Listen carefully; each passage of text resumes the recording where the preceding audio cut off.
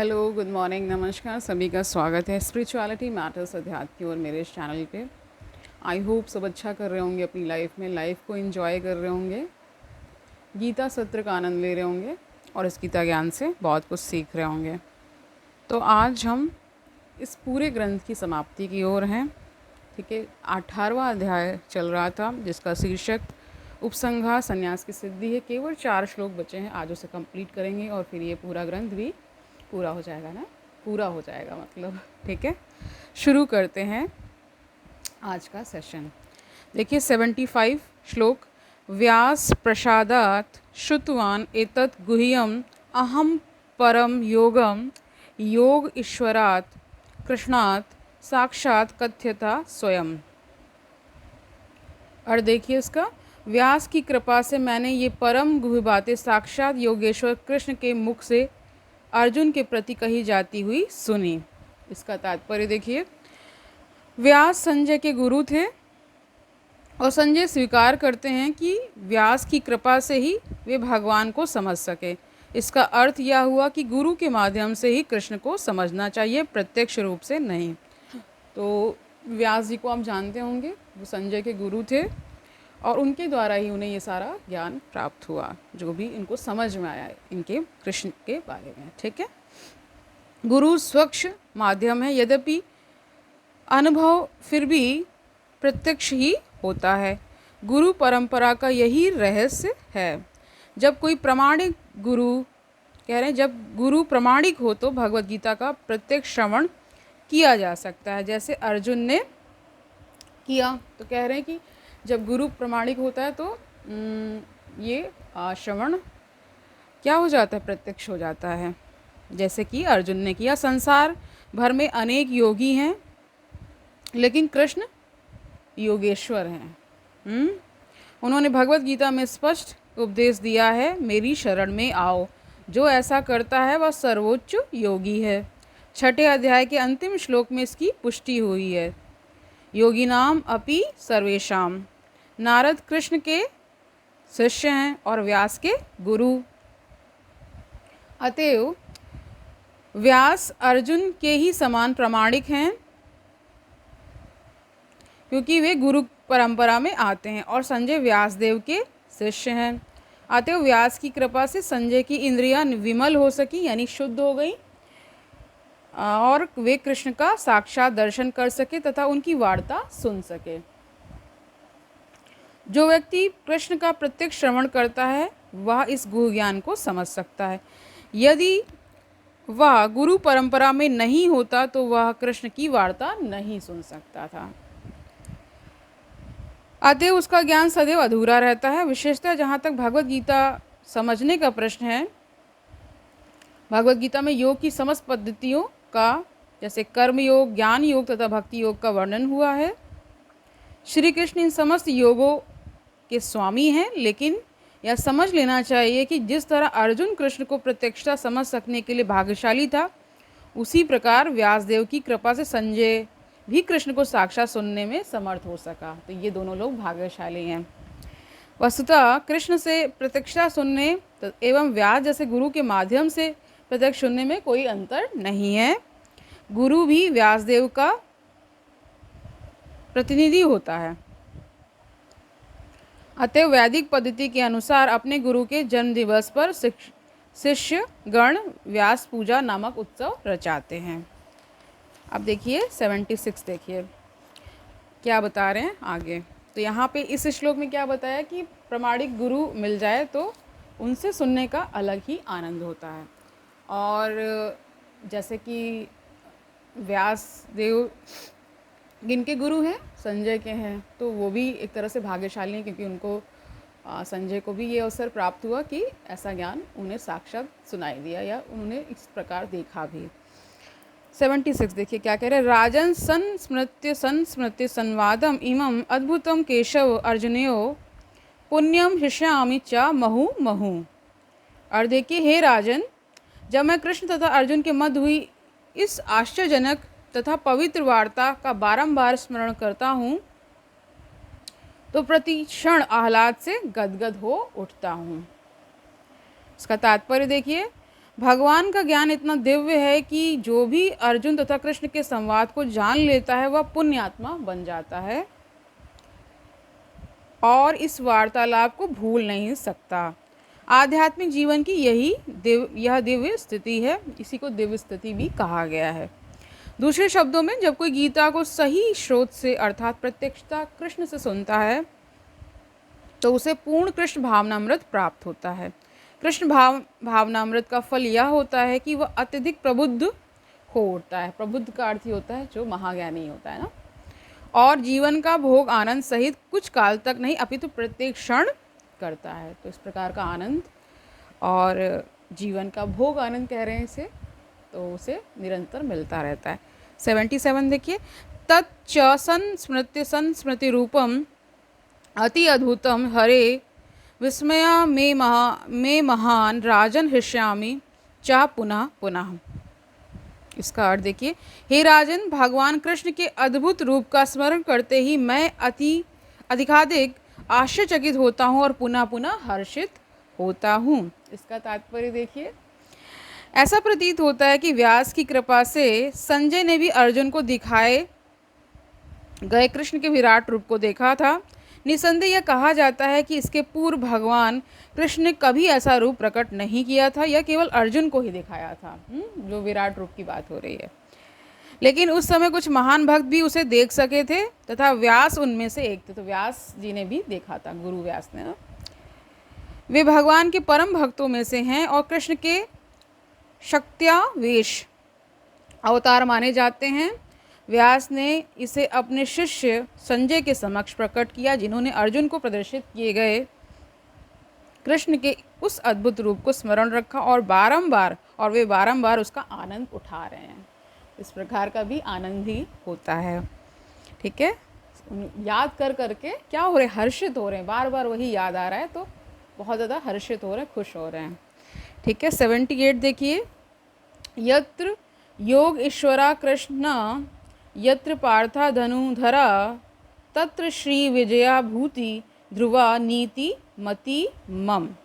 इसका अर्थ देखिए, जहाँ योगेश्वर कृष्ण हैं और जहाँ परम धनुधर अर्जुन हैं, वहीं ऐश्वर्य, विजय, अलौकिक शक्ति तथा नीति भी निश्चित रूप से रहती है, ऐसा मेरा मत है।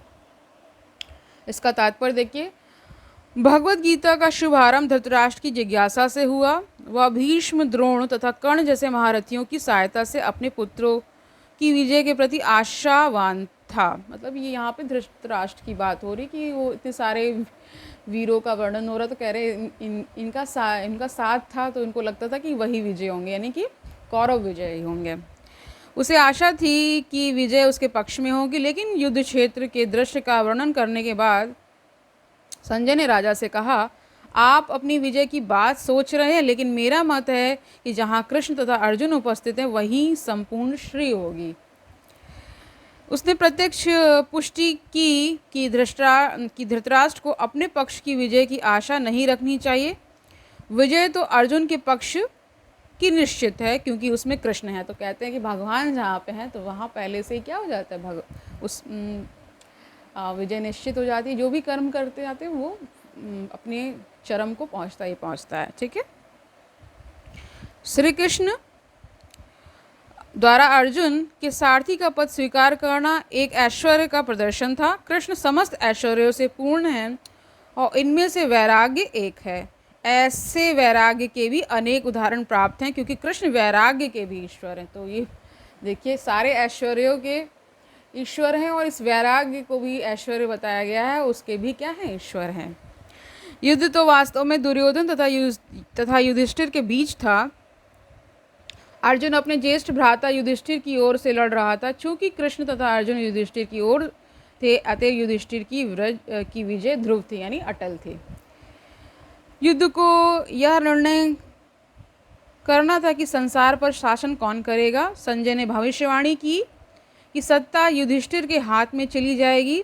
यहाँ पर इसकी भी भविष्यवाणी हुई है कि इस युद्ध में विजय प्राप्त करने के बाद युधिष्ठिर उत्तरोत्तर समृद्धि लाभ करेंगे, क्योंकि वे न केवल पुण्य आत्मा तथा पवित्र आत्मा थे, अपितु वे कठोर नीतिवादी भी थे। तो ये युधिष्ठिर के लिए कहा जाता है कि बहुत नीतिवादी थे वो।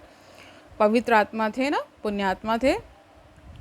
उन्होंने जीवन भर कभी असत्य भाषण नहीं किया था। ऐसे अनेक अल्पज्ञ व्यक्ति हैं जो भगवत गीता को युद्ध स्थल में दो मित्रों की वार्ता के रूप में ग्रहण करते हैं, लेकिन इससे ऐसा ग्रंथ कभी शास्त्र नहीं बन सकता। कुछ लोग विरोध कर सकते हैं कि कृष्ण ने अर्जुन को युद्ध करने के लिए उकसाया, जो अनैतिक है, लेकिन वास्तविकता तो यह है कि भगवत गीता नीति का परम आदेश है। ठीक है, तो नीति परक है ये। यह नीति विषयक आदेश 9वें अध्याय के 34वें श्लोक में है। मन मना भव मद भक्ता, यानी मनुष्य को कृष्ण का भक्त बनना चाहिए और सारे धर्मों का सार कृष्ण की शरणागति। ठीक है, तो भगवान की शरण पकड़ लीजिए।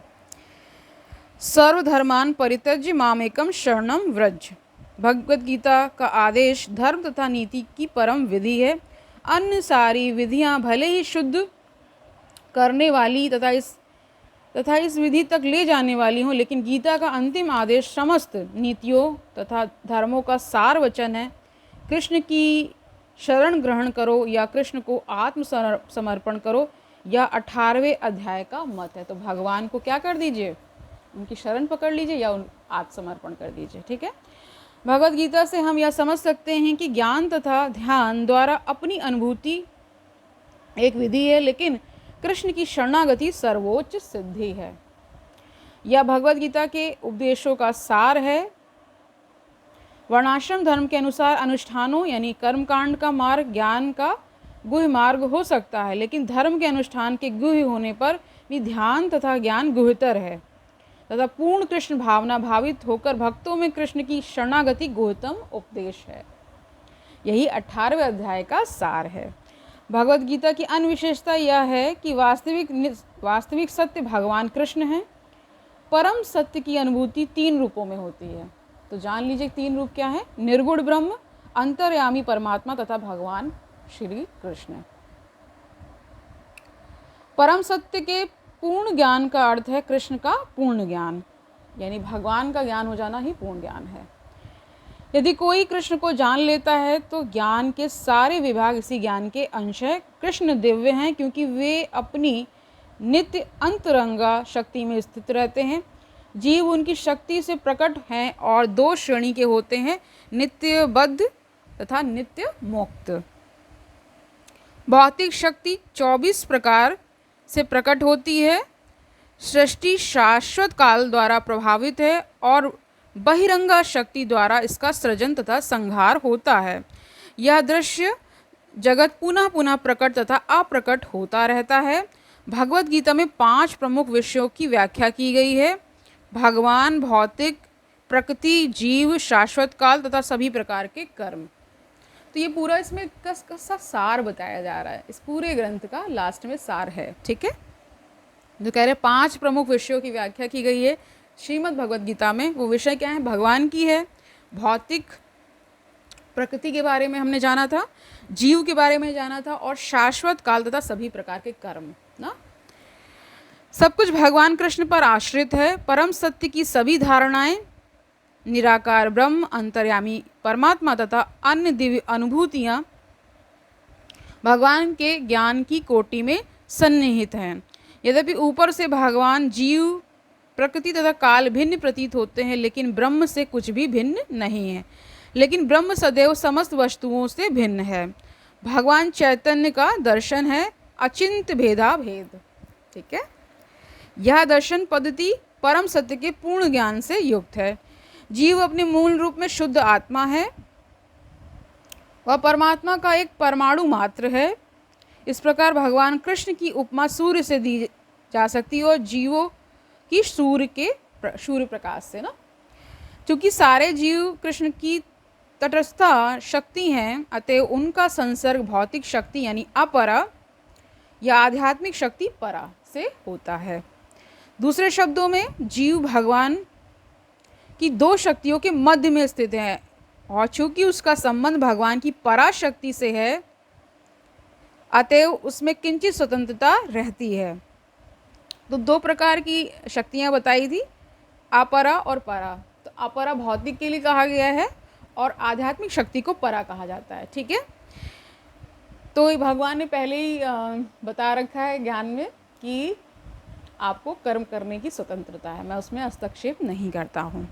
ठीक है, इस स्वतंत्रता के सदुपयोग से ही वह कृष्ण के प्रत्यक्ष आदेश के अंतर्गत आता है। इस प्रकार वह हृदयनी शक्ति की अपनी सामान्य दशा को प्राप्त होता है।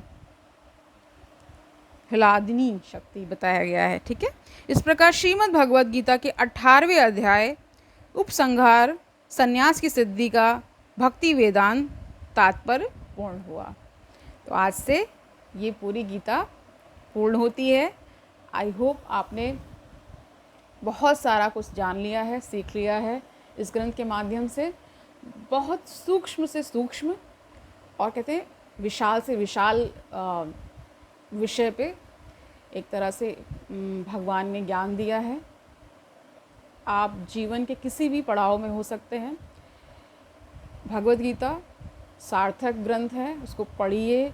नीतिपरक भी है, इसमें ज्ञान भी है, कर्म के बारे में भी बताया गया है, आपकी भगवान के प्रति कैसी साधना होनी चाहिए उसके बारे में भी बताया गया है, प्रकृति के बारे में बताया गया है, ये सारा कुछ बताया गया है। तो मैं ये उम्मीद कर रही हूँ कि आपने सारे सेशंस को एंजॉय किया होगा, बहुत कुछ सीखा होगा, बहुत सारा ज्ञान अर्जन किया होगा। अब उस पर चलने का विषय है। तो किसी एक चीज़ को पकड़ लीजिए, किसी एक गुण को पकड़ लीजिए। एक के साधने से सारे सध जाते हैं, एक साधे सब सधे, उसको पकड़िए। सपोज दैट आपने सत्य पर चलने के लिए सोचा है, तो बस सत्य पर चलिए, बाकी सारे गुण आपके साथ आते जाएंगे।